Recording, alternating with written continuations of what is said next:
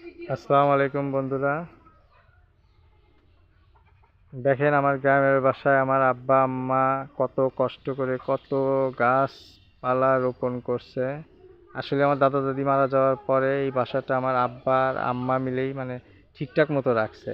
এখানে তো আমরা কেউ থাকি না, আমরা সবাই শহরে থাকি। আব্বা শহরে ব্যবসা করে, আমিও শহরে ব্যবসা বাণিজ্য করি। আজকে অনেক দিন পরে আসা, তো হঠাৎ আম্মা বললো চল দেখি কী কী করা যায়, তো আসলাম। আপনাদের বলুন, মনে করলাম আপনাদের সঙ্গে একটু শেয়ার করি। এই দেখেন, এইগুলো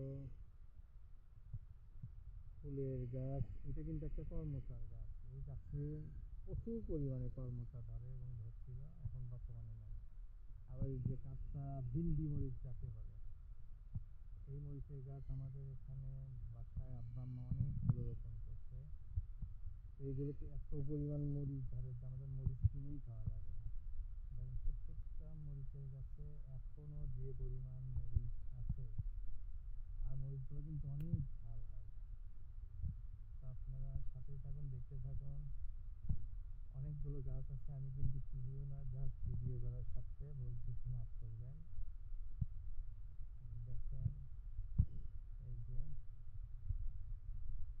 অনেক শৌখিনও কিছু গাছপালা আছে, আবার নতুন কিছু গাছ অ্যাড হয়েছে, আমি সেগুলোর নামও জানি না। এটা লাউয়ের গাছ না কি গাছ জানি না, কিন্তু ফুল আসছে। পেঁপের গাছ, আবার পেঁপের গাছ, আর এই পেঁপের গাছগুলো পেঁপে কিন্তু অনেক অনেক মিষ্টি। দেখেন, আপনাদেরকে দেখাচ্ছি ঘুরে ঘুরে।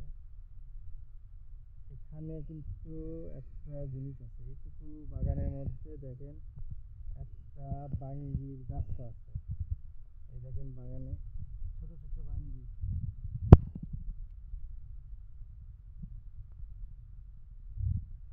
দেখেন বাগানে অনেকগুলো বাঙ্গি ধরে আছে। এখানে এইদিকে দেখলাম বেলের গাছ, বেলের গাছে বেল ধরে আছে। এই বেলগুলো কিন্তু অনেক মিষ্টি খেতে, শরবত করে খাওয়ার জন্য বেস্ট।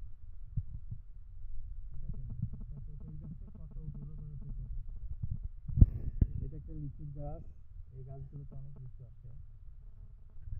আর এই যে এই লেবুর জাতটা আমি জানি না, কিন্তু লেবুগুলো অনেক বড় বড় হয়, অনেক বড় বড় হয়। এই সমস্ত কিছু কিন্তু আমার আব্বা আর আম্মা মিলেই কিন্তু করছে। আমার বাসার ভিতরে আপনার অনেকগুলো মুরগি, কবুতর, ছাগল এগুলো ইনশাল্লাহ আছে। প্রতিদিন সকালে আব্বা আম্মা বা আমার ওয়াইফ, এরা তিনজনে আসে, আসা এগুলো আপনার পরিচর্যা করে। আসলে পরিচর্যা ছাড়া কোনো কিছু তো ঠিক থাকে না।